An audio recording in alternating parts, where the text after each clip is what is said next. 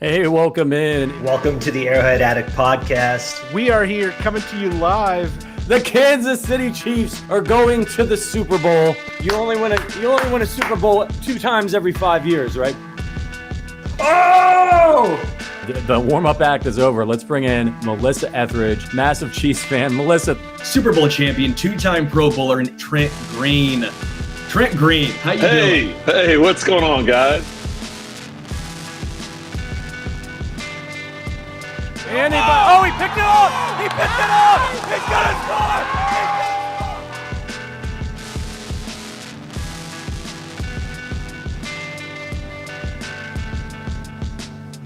and we'll see you next week. But until then, as always, go Chiefs.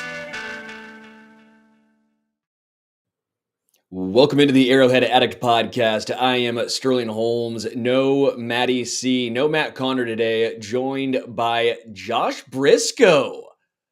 JB Brisco on the X. Brisco, man, it's been way too long since I've seen your glorious hair. How you been, man? I've been good. I've been thinking about I gotta get this snipped up a little bit soon because Renee and I are going on a big American Southwest trip here in a couple of weeks, and I feel like I need to keep it. I'm gonna keep the length up here. Like, I can only go so short. But I think I'm gonna get the lettuce tightened a little bit, and then go ahead and keep it flowing up here while we go to the Grand Canyon, see some animals. Really a spiritual journey. I'm gonna see if I can find Aaron Rodgers' ayahuasca guy. I'm really excited. How many turquoise jewelry pieces will you be wearing back? How many rings will be on your finger? That is only a bad joke because it's a good question. I have thought about this, and listen, you know this. Hopefully, many of your beloved listeners know if of course, I am a jewelry guy. But I'm at home, so I didn't leave the house today, and so I didn't suit up. Or it was like I have my wedding ring on, which means I've always got a little clunky ice just to keep it spicy. But yeah, I also my birth gemstone is turquoise, which I don't care about, like your sign or whatever. Astrology is the word I was looking for. Not my thing. I don't care if it's your thing. That's cool. It doesn't, not my thing. I've always liked the turquoise anyway, so I will be patronizing some local jewelry makers throughout that process. I'm sure. If you want me to grab you something, I can send you pictures. I don't know. I am rocking a Durango, Colorado shirt right now, so yes. we were made for this show right here. I will also point out we're going to talk about Chiefs wide receivers, rookie minicamp for Kansas City, and some draft ranks as well. Before we do all that, want to get this. Caesars Sportsbook is looking to cover your first bet up to $1,000. New customers will get a second chance bet up to $1,000 when you sign up with our promo code Arrow1000. That means if your first bet loses, you'll get your full wager returned as a bonus bet up to $1,000. Caesars offers daily profit boosts as well as Caesars rewards credits on every wager, which can be redeemed for bonuses, sports tickets, and other VIP experiences. Signing up with our code Arrow1000 not only covers your first bet, but also gets you access to their fantastic rewards program. If you're looking to join Caesars, go download the app and register with our promo code Arrow1000 to make sure your first bet is covered. This offer is only available to customers who are 21 plus and physically present in legal gambling states. Please remember to always gamble responsibly and check the episode description for the full terms of the offer to see if you qualify. All right, where do you want to start, Brisco? It's not dealer's choice; it's guest choice, I guess. Sure. It's some Chiefs rookie minicamp talk, right? We got rookie minicamp talk to get underway. How players will either become Hall of Famers or a bust based on one clip you'll see circulating on the X. We have wide receivers in general, free agent wide receivers, which are few and far between right now. As OBJ signed with the Dolphins. I think there's some interesting tidbits to get into there. And then we kind of got some potpourri. We got a little potpourri in draft ranks. So where do you want to start? Let's talk about minicamp. That's kind of the thing that just happened, right? I don't think I've got game-changing takeaways. Maybe everybody calming down a bit would be a good thing, but I think there's been at least a couple interesting nuggets out of it. Yeah, game-changing takeaways apparently is Xavier Worthy, because he dropped one ball his first day at Chiefs rookie minicamp, and everyone goes, no, he's a bust. Man, they should have drafted anyone else but him. And then, of course, The next day, he looks like a superstar. Everyone goes, no, that was the right pick. Now he's a Hall of Famer. You go see the Ring of Honor. Go ahead and just leave a spot open for Xavier Worthy because he's going up there. There obviously needs to be some nuance here. I will say, and Matt Derrick said it very well on Chiefs Digest because he was there and goes, it wasn't just the drop his first day there. He was sitting on the bench at the end of practice. Like he was brutal his first day. A lot of guys are brutal their first day. Didn't Rashee Rice yak his first day? Like, can we try and pump the brakes? Jamar Chase looked like he was going to be I forgot about that. Yeah, Rashee Rice, I'm pretty sure, was yakking his first day, and everyone's like, well, he's got no stamina. Better cut him. Like, can we just, like, pump the brakes a little bit here? No. Not allowed. But, no, like, obviously, you should. Also, like, I can tell that you have wondered a little. His thing is completely frozen. Yeah, dog, you are you're frozen. You're moving like moving. I'm frozen. Oh yeah, dude. You're like Elsa right now, man. Oh, now you're back. You were frozen for me because I've been seeing little lower ticker thing scrolling this whole time.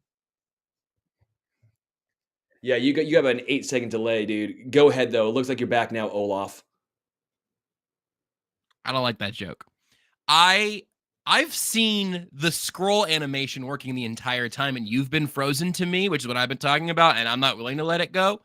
Do you have enough of me for me to keep talking right now? Yeah, we got enough. Oh boy, that's not encouraging at all. I don't know why Restream hates my computer or what. You're back now. You're back now. We just needed a buff for a little bit. Again, that first connection was like Xavier Worthy's first day of practice. Literally. Now we're back to a second day of practice. Yeah. I'm not touching anything on this computer at all. I'm plugged into the Ethernet. I don't know what to tell you. Obviously, it would be cool if everyone could just calm down a lot all the time. The interesting, like, little nuance thing from within, like, oh, all right, it's one day of camp. Everybody has a bad day of camp. That's true. But if you're one of the undrafted free agent guys, if you're a 7th round pick or maybe someone who's just in on a tryout basis, you're not afforded that luxury. Xavier Worthy is justifiably so, obviously so. And then you already mentioned Matt Derrick's assessment of all of that. I thought it was interesting when he tweeted earlier today about how the Chiefs seem maybe more confident in their wide receiving core right now after having seen Xavier Worthy through a few days of rookie camp. I don't know if that moved the needle a lot for them. I would argue that nothing you saw through 3 days of minicamp should fundamentally change your views on anything. If you see little, I don't know, sparks here or there, you can take something from that. But even in that instance, you're mostly going to use that to confirm your priors. If you hate if you hate Hunter Norzad and he looks bad, there's no way to. I'm picking a lineman is useless for this. If you hate Xavier Worthy, you find a drop and you're gonna go, going the wrong direction. If you love Xavier Worthy, you're gonna see him shake a rookie workout guy who's not going to see another NFL practice, and you're gonna say that's a Hall of Famer. So a lot of that is just like being aware of where you're starting from in most of these topics. I think it's interesting that Andy Reid yesterday talked about this being like the most talented offensive line group that he thinks they've had this early on. I think that's a little bit not calling it obvious is unreasonable because like Creed Humphrey and Trey Smith were in the same class, but the Chiefs had a borderline late first, arguably high second round left tackle who they got late in the second round. They got a good Nick Allegretti-esque interior offensive lineman guy who can do pretty much anything. And then another round 7 flyer on another interior offensive lineman. Those are all drafted rookies. They had 3 guys they drafted on the offensive line from this class. It should be the most talented group you've seen this early on in the process. But that is kind of where I'm at this point. Without having been there myself, without having watched the practices, I think we can all let Xavier Worthy's like one early rookie camp drop go unnoticed and just sort of acknowledge this is a fascinating class for a whole lot of reasons. Yeah, I want to get to the offensive line with you right now. Joey Valdez brought up a good point here. The fact there's even a battle for left tackle makes me excited for the offensive line. Yeah, because we heard Andy Reid and Brett Veach talk about Wanye Morris is going to have someone be brought in to be competition, and it's not Donovan Smith. We know what Donovan Smith is. Quite frankly, I think Wanye Morris at this point is Donovan Smith. Like, I think the floor of Wanye Morris this upcoming season would be what Donovan Smith is. Maybe people think I'm crazy for thinking that, but I think the lows of the lows will be washed away last year, whilst the highs will start to become more of the norm. I think a rookie year for left tackle as well as edge rushers, those two positions in particular, are the absolute hardest transition from college to the pros, right? I think it's absolutely incredibly hard. And then when you look at just left tackles in general, even guys drafted top 5, top 10, look at the rookie year compared to what they did as their season progressed, as their career progressed, I should say. The rookie year is almost always brutal, and it's always the fan base calling for the head before they go, oh, wait, we probably should have waited to give some time for a 22-year-old who's going up against Grambling State. Now he's going up against Khalil Mack. Like, good luck. That's the difference. So when he got crushed by Khalil Mack, then everyone's like, oh, he's horrible. I'm like, everyone got crushed by Khalil Mack last year. It was hard. It was a brutal game, yes, but now he can learn and go forward with this. But there's real competition now with Kingsley Suamataia. Again, this was a guy that I really wanted. I thought the Chiefs might go after him with 32. Again, they got him in the second round, which I want to get your thoughts on this. You know, for Bo Nix, for example, being drafted at 12, it just takes one team to like a guy, to draft a guy that high. It just takes one team. One team likes a guy, they'll reach and draft him high.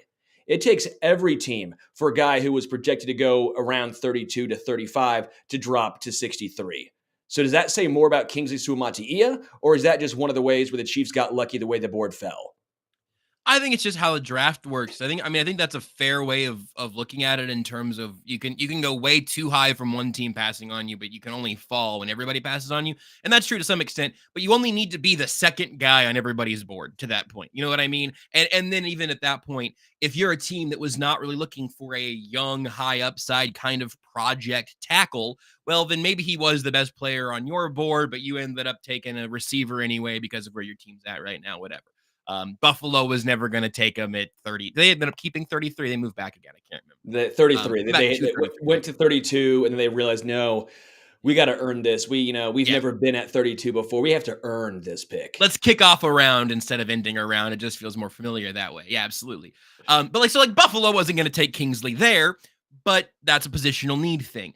As you go, there were a couple of linemen who went in sort of like take your breath away, make you a little nervous territory, because I don't know who the next guy would have been that would have made sense for the Chiefs in that spot.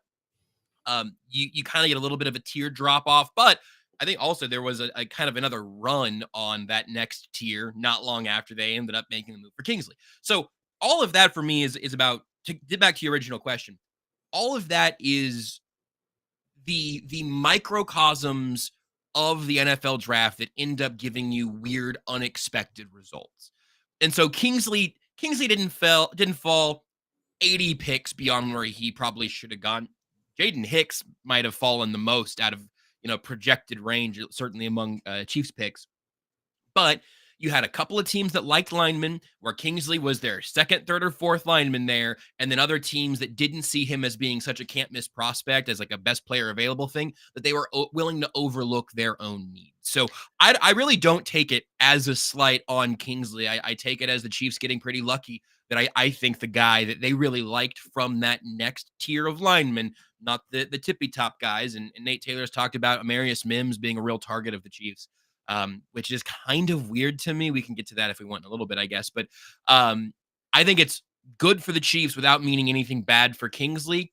Guys got to go with every pick, and the draft is an extraordinarily weird process. Yeah, and again, I think Kingsley actually fits the Chiefs' offensive line better than a lot of the other guys. And I said that before he was drafted to Kansas City. So this is not me trying to be a homer now that he's a Kansas City Chief. I've done that with Xavier Worthy enough. Now, wait. Because like the Ravens and the GM talking about, well, we thought the Chiefs might want Roger Rosengart. And I'm like, his arms are shorter. He's smaller and not as athletic. What does that scream Kansas City Chief? Like, that's not the way the Chiefs have operated. The Ravens have sometimes done that, and the Ravens have had a great offensive line, but it's just different styles of play. That doesn't seem like the Chiefs' style. The only other guy in the offensive line around that range I thought would make some sense was it Patrick Paul? Patrick Paul was the other one. Yeah, absolutely. Because he's got alien tentacle arms and, is this beefing prospect of, Andy Heck could maybe. He and Kingsley had enough overlap for me. But this is what I find so fascinating is what is true post-draft. When I hear the Ravens talk about that and say how the Chiefs they basically try to insinuate that the Chiefs wanted Roger and the Ravens made this great pick of not letting the Chiefs get him, so they got him. And I'm sitting here going, but I don't think so, because no indication of the Chiefs' previous, with this current regime, picks have indicated they would go for that prospect over Kingsley. There was no rumblings of Roger, who was a clear-cut second-round draft pick, all draft prospect long, when there was a lot of rumblings about Kingsley. Like, I think both teams got their guy. It was the same reason why Green Bay, was it Moses, the guy the Green Bay Packers drafted in the first round. I've deleted all of the other NFL draft information from my head now. I've moved on to putting fun facts about the video game Dave the Diver in there. Yeah, I think it was Jordan Moses, whatever it was, the tackle that the Green Bay Packers went. When that went in the first round, that's great for Kansas City. The Chiefs were never going to go after a guy with that short of arms. Again, it has worked for Green Bay, but it's not what the Chiefs do. So the Chiefs, again, I love the process they had. The board fell their way multiple times. They tried to trade. Oh, it's Jordan Morgan from Arizona. Jordan Morgan. What did I say? I think it's about Moses, and I was like, man, maybe I have really deleted more of that than I thought. Ishmael. My name is Ishmael. Yeah. But again, I like the way the Chiefs draft fell, and the process was great. Again, going back to rookie minicamp and just talking more about Andy Reid and what he's talking about the offensive line, we can get to the one of the Hansen brothers who might start singing Bop and CJ Hansen. That's a fine pick, right? That's a fine pick, and maybe that leads us to believe that Trey Smith, Creed Humphrey, Joe Tooney, when those contracts are up, what's it going to look like? We know the guard market has exploded. Maybe you need two guys instead of one. But Hunter Norzad, I love this because he's played right tackle. He has played guard. He has played center. There was no other player on the Kansas City Chiefs going into this year who was the backup center. Nick Allegretti was that, right? And so I think Hunter Norzad makes a lot of sense as your super sub. That was one of my favorite picks, even if it was the most unsexy pick possible, drafting a utility backup offensive lineman. Yeah, for me, the aforementioned Nate Taylor said some point before the draft, I think he said, I don't want to misrepresent him while I'm also celebrating him being ever so slightly wrong. I think he said something like one of the first 3 picks will be an interior offensive lineman. And I said, well, no, I'd rather it not be. Not because it wasn't obvious what was going to happen. The Chiefs have already talked about Norzad being the Nick Allegretti replacement and all of that, like you mentioned. But it was like, well, that Nick Allegretti wasn't a 3rd round pick. The other guys you've had in these roles, Trey Smith wasn't a 3rd round pick. Obviously, that was largely medical. Who knows where he would have gone without any medical concerns, but you can find value there. LDT was a 6th round pick. Andrew Wiley was an undrafted free agent that they ended up with. He originally ended up with the Browns first, I think. Whatever. To your point about the backup centers, you're going to have to help me on this, but I think I've got it right. So Austin Ryder was the starting center on the 2019 team, right? And then I think he got a deal somewhere else. Then Austin Blythe was here, and then they drafted Creed. And then Blythe either retired or left, and Ryder came back. I think rode on the practice squad for a while. And all to say, then the Chiefs had backup centers who could play football, who could snap to Patrick Mahomes and understand the mental reps that it takes to be a backup center in the NFL. I think Norzad could go either one of those routes because you mentioned Trey Smith also. CJ Hansen, we'll see. Obviously, they thought highly enough of him to not want to try to win an undrafted free agent spending battle for him. That's basically what you're doing. And pick 248 is who do you want to lock in here? Because they had already made phone calls to, I'm guessing, the UDFA running backs they've signed, the TCU and UCLA, I think. But they were getting some of that lined up. All right, let's draft Hansen, even if he ends up spending 2024 on the practice squad or whatever it may be, right? Norzad is interesting, and the reason it hits so different for me 5th round, 159, as opposed to if he would have gone in the Jared Wiley spot, even when their 3rd pick was now in the 4th round after that scoot back. Getting him at 159, these are all good options. Either Norzad is a starting guard for you on a 5th round rookie contract after Trey Smith, after you feasibly most likely let him walk, or Norzad is your do-it-all, backup everything, really interior. Playing outside at the college level and playing outside the NFL level are very different. And no matter what you think of Lucas Niang, he's ahead of him in the rotation for backup right tackle right now. You know what I mean? You might kick Joe Tooney out and then have Norzad play left guard before you would have rookie no longer outside playing offensive lineman actually play tackle. But maybe he's your do-it-all Nick Allegretti thing. He's your 6th lineman who gets actually used in this offense. You will get all 6 of those guys on the field at the same time in certain circumstances. That's cool too.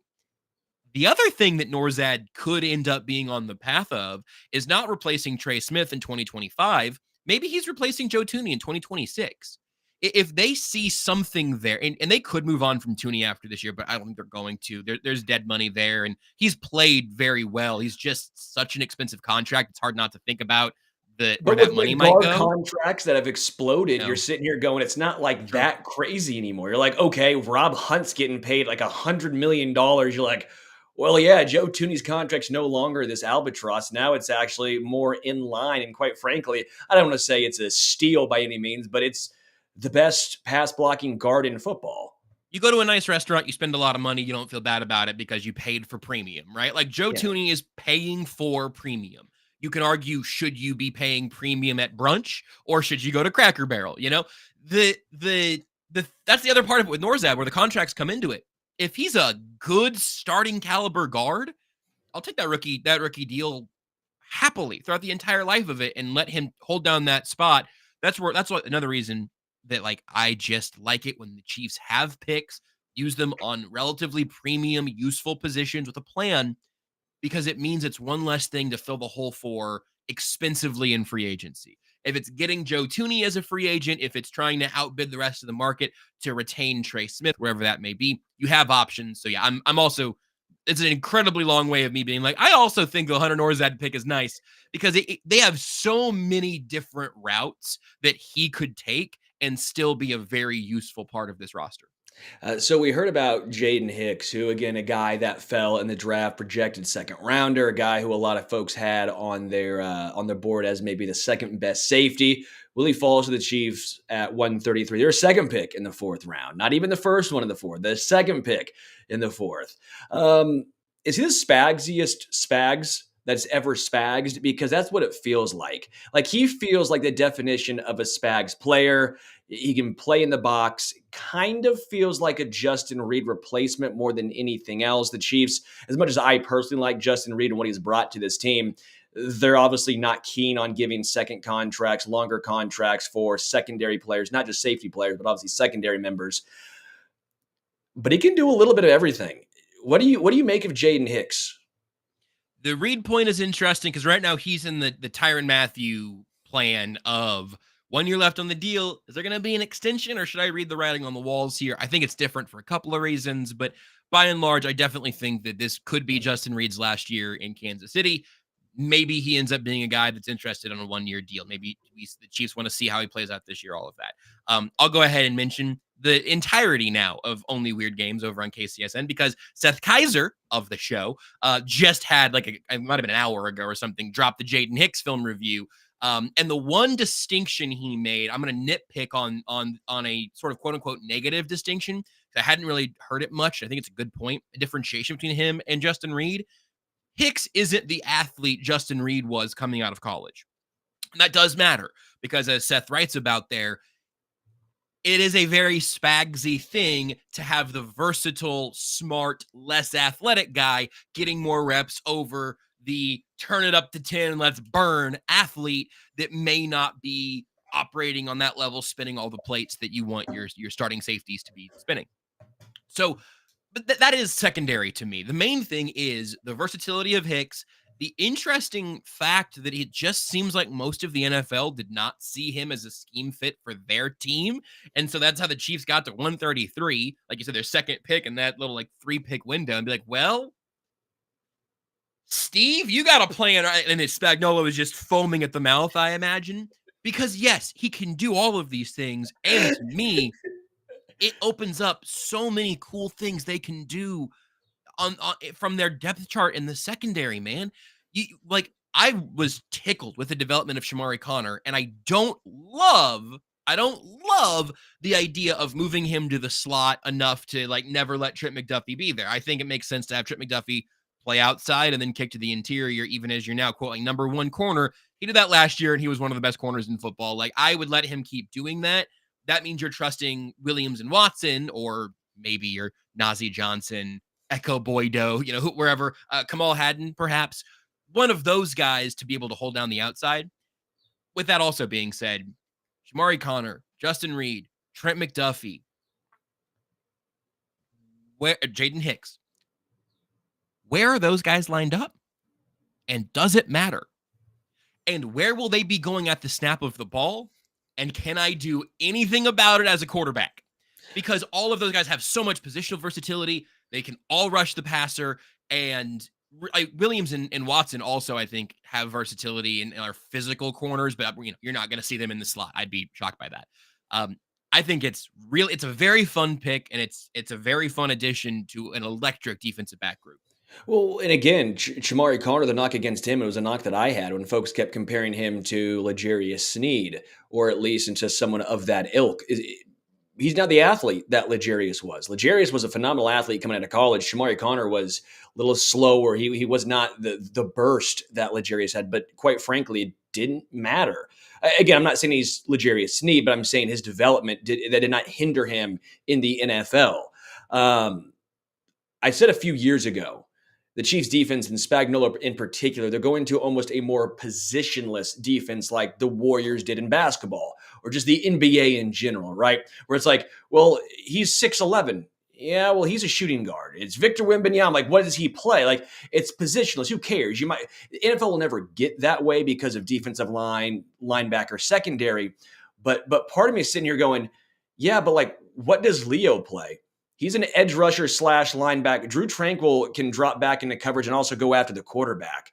Like Shamari Connor, Jaden Hicks, L'Jarius Sneed. And it kind of started with Tyrann Mathieu and how they use Tyrann Mathieu. I just go, the Chiefs defense is somewhat transitioning to positionless football, where all these different players can play different spots. Chris Jones inside out, Mike Dana inside out.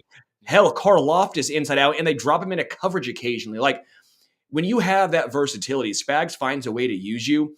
Every team values versatility, but not quite the same, and quite knows how to utilize the versatility the way that Chiefs and Spagnuolo does.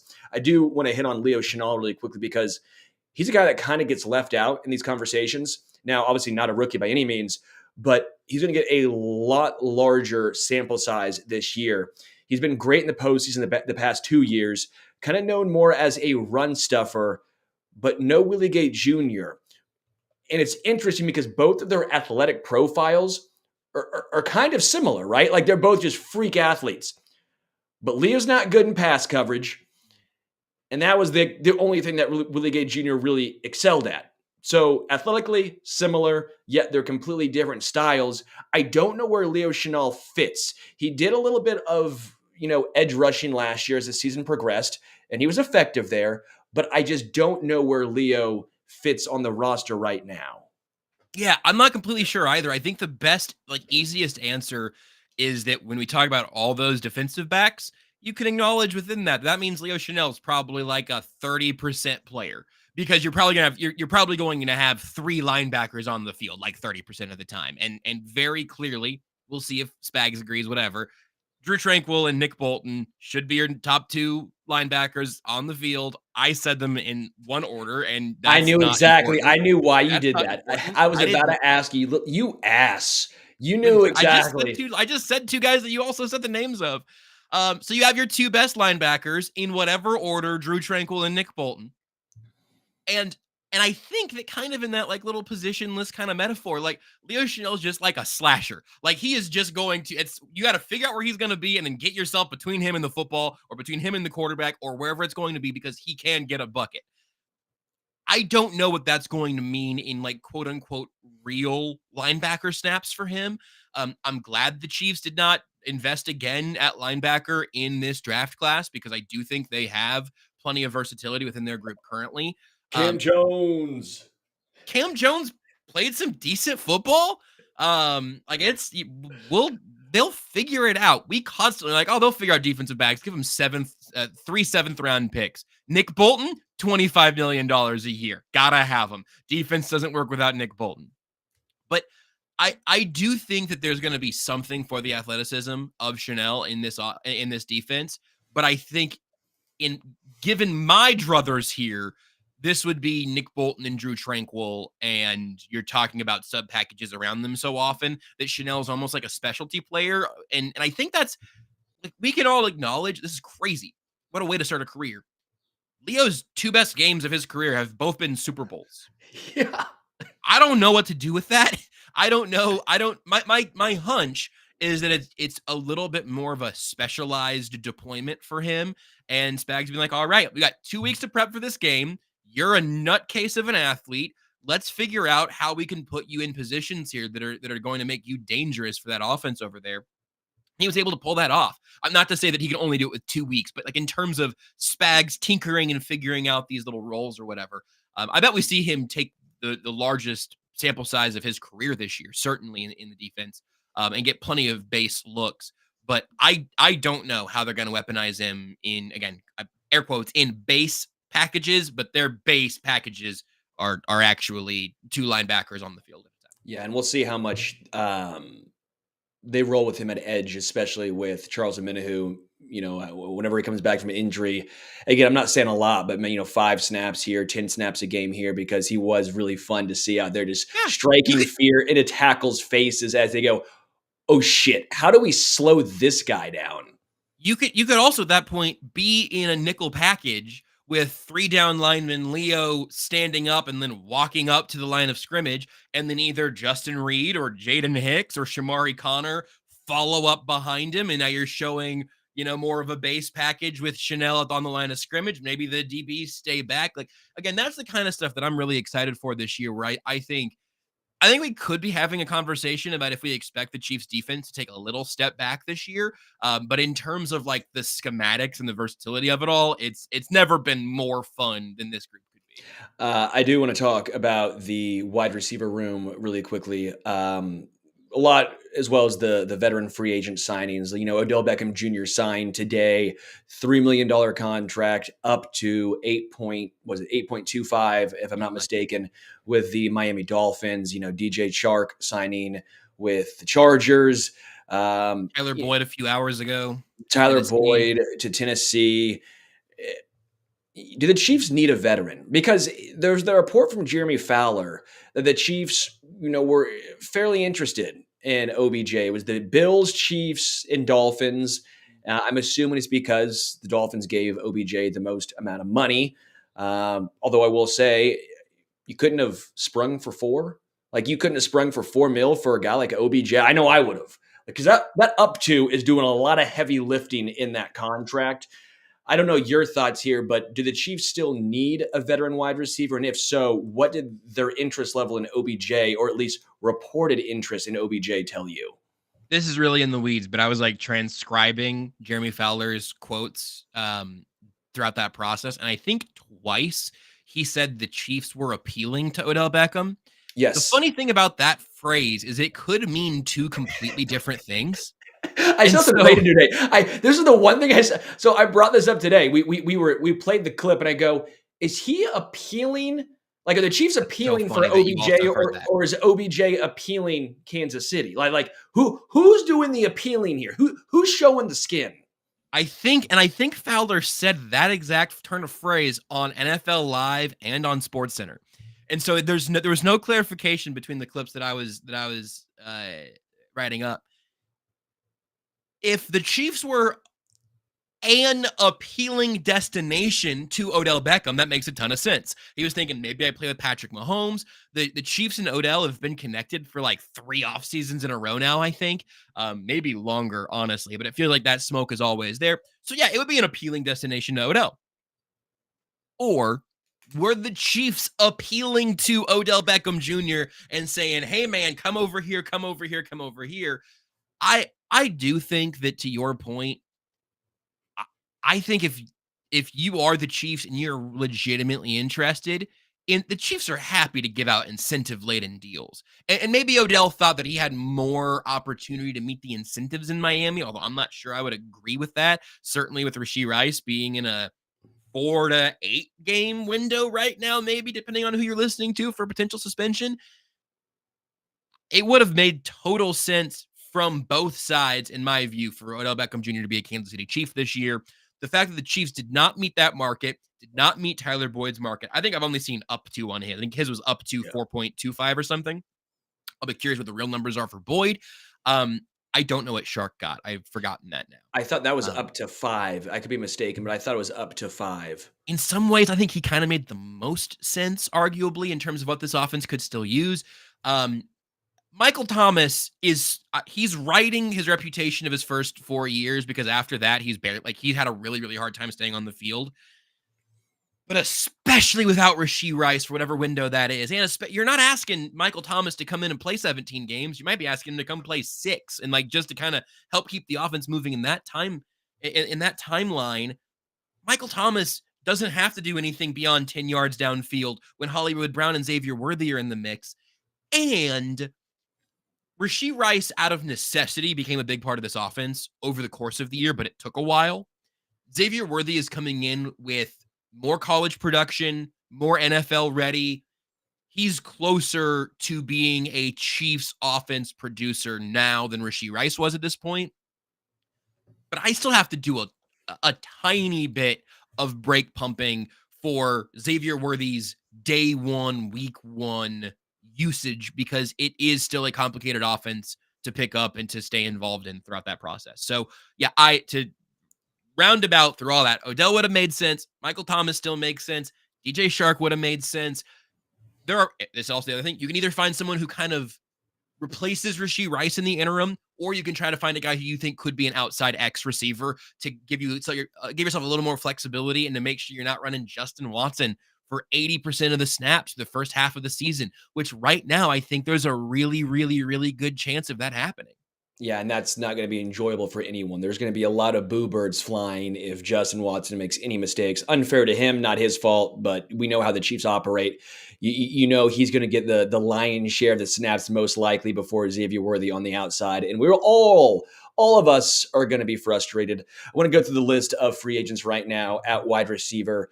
Hunter Renfrow, I think, is one of those guys, talking with a lot of Raiders media and in general. It was a combination of he kind of got old quick, even though he's only 28, and a combination of it was Josh McDaniels, who's just a horrendous head coach, just destroyed his confidence. They would never allow him to do his like with him and Derek Carr, they had that connection, right? Where it was almost like a lot minor, a lot smaller, but like Travis and Mahomes, right? Where it's like, I'm looking to you. You can kind of run your own routes in the middle of the field. I trust you'll get open. That was what they had going on. Well, then they brought in Devontae Adams and Jacoby Myers, and there was no room for him to do that. That was the third option. You're not looking at your third option that way. So I thought that was fascinating. So maybe he's not as good of a fit as you might think on paper. Allen Robinson's still out there. Michael Thomas, as you've mentioned. MVS, baby. No. The other name that I think is kind of interesting is Zay Jones from Jacksonville. Jacksonville released Zay Jones after they brought in Brian Thomas. Zay Jones had a really good year a couple of years ago. Last year, he had a fine year and then got injured. But Zay Jones seems like a veteran who would fit this offense, who would be very cheap. You could have him fill in for Rashee Rice the first however many games he misses. And then you can probably use him instead of Sky Moore or Kadarius Toney. I think that's what it comes down to, is how do you construct this roster and how do the Chiefs view Toney and Moore? Do they want both those guys on the roster because they take up no money? Justin Watson to an extent too, let's be real now. All three of those guys, their contracts are very easy to either stay in or get out. There's not real money won or lost. But I think Zay Jones is the one free agent left that I think the Chiefs would entertain. As much as I like Michael Thomas, that does not feel like a Chiefs signing. They tried that one time with Josh Gordon, and they go, we're done. Yeah. I would say that he's somewhere between Josh Gordon and Juju in terms of their times in their careers, what they could ask them to do, what they may or may not have in the tank. I don't think it's completely either of them, but I do think that's in the mix. I'm pretty much with you on Zay Jones too, of like it. You hear the tone of my voice. What I would want to know is whoever you're signing, who are they going to put behind them on the depth chart? Because I do think the Chiefs probably have a little bit of hope for Kadarius Toney still. Frankly, I have a little bit of hope for Kadarius Toney still. They may have a little bit of hope Brett for Veach. Sky Brett Moore. Veach saying, yeah, we still think he's probably the most talented receiver on the team. Now, that was before they drafted Xavier Worthy. That was before. Yeah. But they still had Rashee Rice on the team when he said those comments. Yeah, and he was still right when he said that, I think. Kadarius Toney was drafted higher than Rashee Rice was for reason. Like his talent, Sterling, is why he was a first-round draft pick. But then injuries his talent and then, did not translate to his hands. It's called wide receiver, not wide runner. What did Veach say? What did Veach say that you're disagreeing with? Most talented. Yeah, talented. Yeah, that's part of your hands. If you're again, it's not a track. Come on. 2023 was not a good year for Kadarius Toney's hands either, and that was a new blip on his player profile. Here's the point. I still have some hope for Kadarius Toney. I think the Chiefs may have a little bit of hope for Sky Moore. I have less. I am more interested in the next year of Kadarius Toney's career than I am of Sky Moore's. Sure. But I am not going to get duped into being forced to play those guys. What the Chiefs need to have on this offense, and Justin Watson's really freaking close to my line on this. The Chiefs wide receivers need to earn their snaps, because last year you just had guys getting forced into action that should not have been there on merit. There was preseason hype for Toney and Sky Moore. There was, I guess, almost training camp hype that Toney didn't quite get there healthy, and Sky Moore did not. I don't remember him making a whole lot of plays. Don't do this on hype, and don't let yourself have people forced to play, barring injuries, whatever stuff happens. But even then, build yourself some redundancies. Xavier Worthy and Hollywood Brown are both slight wide receivers. Neither of them are injury prone. This is not me foretelling 12 game seasons for the entirety of Xavier Worthy's career. That's not where I'm actually coming from. But noting that those are both smaller, thinner wide receivers, that Rashee Rice is probably going to miss a pretty good chunk of the season and then be trying to gear shift back up to, sorry for the analogy, back up to full speed. It wasn't on purpose. But it's true. I'm trying to the second half of the season right now. I'm flicking your ear. I didn't mean to do it. You would have. I would have leaned into it way harder if I would have done it on purpose. If Rashee Rice is suspended for 6 games, I don't think he looks like Rashee Rice until game 10 or 12. You know what I mean? Like that reacclimation process is still going to be part of it. You're going to be without Rice for a while. You could be without Brown or Worthy due to injury. This is Brown's first year in your offense and Worthy's first year in the NFL. Like, there are plenty of little red flags here of like, you know what? The Chiefs cannot get to week 4 and then be starting Kadarius Toney, Sky Moore, and Justin Watson because 3 things went bad and go, we just didn't see this coming. I'm telling you that could happen. If Worthy's not week 1 ready, Hollywood Brown gets hurt because players get hurt playing football, you're starting the same receivers who let you down last year minus playoff hero MVS. So like that does stress me out a little bit. And that is why I think you want to have somebody else here who you're just not upset to see jog onto the field. I wouldn't be upset to see Michael Thomas run 20 routes a game. Yeah, Michael Thomas, Zay Jones. I'm with you there. And while might be doing the red flag, the rest of the NFL is going to be still waving the white flag, because even with all those guys, if worst case scenario happens, they're still probably hoisting the Lombardi, because they can't be worse than last year's receiver core. And this was not really something that I really want to get into in a lot of detail, but if you're the rest of the NFL, I don't want to say pissed, but how like upset do you think they are at themselves that the Chiefs' last two Super Bowls were a rebuilding year or a retooling year? And then last year, when the receivers are most likely the worst they are ever going to be in the Mahomes era, and they're still like, we couldn't get it done. Like, we still couldn't find a way. If you can't beat the Chiefs when Mahomes' deep ball passer rating was like 33 and it was 38 out of qualified quarter, 38, there's 32 teams, 38 in the NFL. Yeah, good bleeping luck rest of the NFL going forward, because man, I like that just still blows my mind. Like, the Chiefs won the Super Bowl last year with that receiving core. Good luck. Last year, it should have been the Niners, or pick an AFC team. 2 years ago, should have been the Eagles or the Bills, probably. Now the Bills are in the next phase of their rebuild. The Bengals haven't gotten back there, and they're kind of figuring out what their next phase is going to look like. Trade requests and Joe Burrow getting back to practice after serious injuries. The Eagles are now in a post-Jason Kelsey era, although they've kept most of their stars together. But Jalen Hurts' contract money is showing up on the books. The Niners have lost to the Chiefs in 2 different Super Bowls with 2 totally different-looking teams. And you're right to note, the Chiefs have overachieved these last couple of years. And it's like, when I said after the draft, I think this is the best Chiefs, the most talented Chiefs roster since fill in the blank. It's definitely not more recent than 2019. And they've won 2 Super Bowls since then and went to another one. It is wild. Also, the Chiefs, here's just a fun little fun asterisk fact. Statistically speaking, the Chiefs probably will not win the Super Bowl this year. It is just way harder for any one team to win the Super Bowl than the field, right? I will probably pick the Chiefs to win the Super Bowl given the opportunity, but you give me one team or the field when you have, 0 documented three-peat efforts throughout NFL history. Probably not. This is. Well, that means I'm saying this. That means the NFL's due for a three-peat. I'm saying all of this, and it's like a reverse jinx. So actually, I think this is good. I'm saying the Chiefs probably won't win the Super Bowl for 3 consecutive years. Before last season, 2 years ago, it would have been incredibly unlikely that they would ever go back-to-back, much less in the next 2 upcoming years. All of that saying, there's a lot of randomness. There is a lot of just whatever gets spat out in the machines.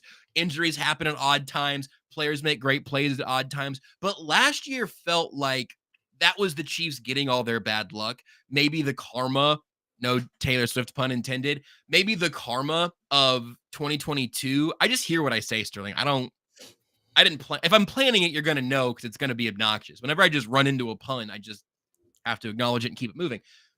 The karma of the second Super Bowl, part 1 of the impending three-peat, was they made a hard decision, but a smart decision, and immediately used those post-Tyreek Hill trade resources, turned them into great assets, and those players played great football, and Patrick Mahomes was still your quarterback. Incredible success story. But they had some things break their way throughout that process.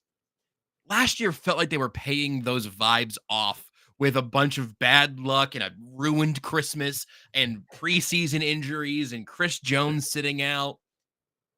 The first week last season had Travis Kelce getting hurt on what was the equivalent of a Friday before the Thursday night game, the last practice before the first game of the year, which Chris Jones watched from the suite as Kadarius Toney volleyball bumped footballs into the hands of Detroit Lions defenders. And they won the Super Bowl at the end of that year. That is the power of Mahomes. It is the power of lots of good forces in the organization. And at this point, yeah, the roster's more talented. Doesn't guarantee anything, but I am extremely excited to watch it, because I think in a lot of ways it will be more fun this year than it was to watch them last year. And last year still ended up being really damn fun. I do want to go around the NFL really quickly here with you. Any other drafts that you thought were intriguing or solid? Because I hate doing it, but I thought the Bengals draft was fairly interesting. Jermaine Burton kind of leads you to believe, obviously, well, no Tyler Boyd this year, of course, but the unrest with T. Higgins, we know the talent of Burton, but the off the field issues. End of the day, they're sitting here going, we'll figure that stuff out later. Give us the talent. I thought that was intriguing. Amarius Mims in the first round. Love that pick for them because they need help on the offensive line. So I think the Bengals, quite frankly, had a nice draft, and that's hard for me to give credit for. I think the Chargers had a really nice draft. They didn't bleep it up and try and overthink things. Just draft the best generational tackle. Just do it. Don't draft J.C. Latham because he plays right tackle. You figure that out later. Draft the generational player, not the right tackle at 5. So knowing the Chargers, they could have easily bleeped that up. They didn't. And they also got Ladd McConkey, who might go for 130 receptions next year. I do think Ladd McConkey is going to be like the next Keenan Allen for the Chargers. So I thought that was a pretty nice move there. And then again, the offseason darlings, not always the Chargers, but the offseason darlings, the Eagles. I thought, again, when you get, Quinyon Mitchell as well as Cooper DeJean, I thought easy 2 first-round talented cornerback. You get him at 22 and 40 when that was your weakness last year was cornerback in the secondary. I thought the Eagles came away with a nice haul. Yeah, I think the Eagles getting arguably the 2 best corners in the draft is they do it every year, and they do it by drafting players that everybody loves. But man, strategy makes sense to me. This is kind of the antithesis, I guess, to the Chargers taking Joe Alt at 6. But what the Giants did by getting Malik Neighbors Alt at 5, and the Giants got Neighbors at 6. What the Giants did by getting Neighbors at 6 felt like the thing that a smart team would do there that I did not think the Giants would necessarily do, because they were so tenuously connected in the quarterback game. And obviously Michael Penix changed everything at 8, and you've already mentioned Bo Nix at 12, and McCarthy got all the way to 10. So McCarthy was there for the Giants at 6. Them just swapping out Daniel Jones and JJ McCarthy. And it's not the Spider-Man meme. They're incredibly different for lots of reasons. But effectively, it would have felt a little bit like, no, we're going to change quarterbacks and everything else here is going to get better. I'm out on Daniel Jones. They're going to get through this season. It'll be fine, whatever. But if there's any hope for Daniel Jones, giving him a legit number 1 wide receiver in that spot for this season is a great way to do that. And if you're still out on Daniel Jones at the end of this season, you've got year 2 of a likely 5-year deal with the option for Malik Neighbors. They're ready for whatever quarterback you draft in next year's draft class. It would have been very different because the Chargers shouldn't have been tempted by quarterbacks at 5. But I think they should have taken either Neighbors or Odunze there, because you have the Ferrari of a quarterback in Justin Herbert. Make sure he has not just sufficient weapons. Give him an absolute buffet of weapons. You have a chance at these 3 potentially generational type receivers. I'm glad the Chiefs waited to move up until 28 for Worthy. I would not have wanted them to move up a lot higher for Brian Thomas or even Worthy at 20. Would have been like, probably didn't get the value there, which we see now would have been true. But I did like the idea for Justin Herbert to get him the number 1 wide receiver who's going to be there throughout that run. Them getting Ladd definitely lessens that to me a little bit. I understand why they're going generational bookend tackles. It's a very Harbaugh thing to do. So I don't think it's like some horrendous whiff. I can't believe they took Joe Alt. What a bum. But I do like what the Giants did in terms of setting up their quarterbacks that way. I thought that the Chargers should have done the same thing for Herbert. Yeah, I guess for me, I'm sitting here going, yeah, it's great if you have a Ferrari at quarterback, but let's make sure you have a garage so you can protect it from hail, which are, the edge rushers. They already definitely had one, long-term solution there. I think you can build out the offensive line a little more cheaply, but again, I would have been pretty bummed if the Chiefs would have, and I understand liking the Bengals draft, but I would have been pretty bummed if the Chiefs would have made that move up for Mims, because in terms of where your current questions are in development and traits and experience and all of that, I think we would have been saying a lot of similar things about Mims that we're saying about Kingsley now. That doesn't mean they're the same players, are going to have the same future or anything, but in terms of some of those unknowns and how soon you can rely on them, it was a little bit odd to me. I want to hit this one comment first before we bring on Richard and do a little must list so we can talk about some things that you're interested in listening / watching. Ken says, would Ladd have been a better choice for the Chiefs than Worthy? That was my original thought process before I kind of dove deeper into the post process that the Chiefs made. And I go, no, I don't think so. I love Ladd McConkey. I think Ladd McConkey is going to be a phenomenal player. I think he's going to do great things with the Chargers. I think he is their next Keenan Allen. I firmly believe that. But for Kansas City, that if they would have drafted Ladd McConkey, while yes, he plays on the outside a lot and he did at Georgia, then I think you're moving, though, Rice to the outside more. And right now, Rice is phenomenal in the slot, and Xavier Worthy on the outside opens up things better than Ladd McConkey would have. So having Xavier as well as Hollywood Brown, especially only 1 year of Hollywood Brown, this year allows Travis Kelce and Rashee Rice, when he's back, to operate better in the middle of the field, right? Because they can extend it, and teams will actually respect Worthy, respect Hollywood Brown. No teams were respecting the McCole Hardman, Justin Watson, or MVS. So I think for the roster construction, now that we've had time for the dust to settle, and I think I understand the Chiefs' plan better, I think it did make more sense for Xavier Worthy over Ladd McConkey. Richard, get your ass in here. It's time for the little must list. What's up, gentlemen? How's it going? You can bring the rest of yourself too. It doesn't have to be just your ass. I brought both. So all right, Brisco, I'll let you go first, man. How many rounds of this are we gonna get? Oh, just one. We just kind of do like a little You can first, do a couple. I'm gonna narrow. Hold on, I'm gonna figure out how to narrow this in. I'll go first. How about that, gentlemen? I was surprised that Sterling was even going to do this, and I had to think of something quick. I'm going to recommend this album called Nowhere. Actually, it's called Nowhere Forever, but it's by the band Nowhere. I'm cheating, though, technically. I've recommended this band in a sense. This is Clowncore. This is just that guy from Clowncore, but it's jazz funk. It's very accessible. You should check it out if you just like really catchy, really well-made music. This is like a musician's band, like, because it's like every musician in there is like a professional musician who just does sessions with other people. So they are top tier talents. I saw them last Wednesday live, and it was fucking kick ass. It was amazing. I just sat there and was just hyper focused on the drummer. He's amazing, Lewis Cole, as I was pointing on the cover. So yeah, check out Nowhere Forever. I will. It's open in a tab on my computer that's not falling apart right now. Yeah. Hell yeah. All right. I do want to say the Tom Brady roast was great. It was a little long for me. 3+ hours was a little much, but Nikki. It was 3 hours? Oh yeah, dude. It was great. No but shot, I've only seen dude. half of it. I've seen a lot of the clips but I'm an hour and a half in. I'm like, dude, I got to take a break. And I was laughing, but it was a lot. So I do recommend that. But the movie I'm going to recommend is Fall Guy. I'm not doing music this week, y'all. I know. Look at me. I switch it up. Not music. I'm doing Fall Guy.